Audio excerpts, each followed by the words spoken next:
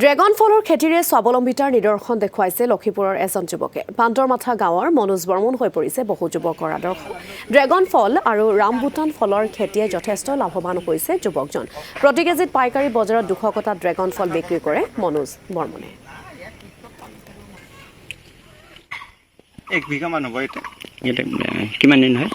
আজি 3 বছৰ মান হয়। এনে খৰচ কিমান পৰিছে? মোৰ 2 লাখ মান পৰিছে।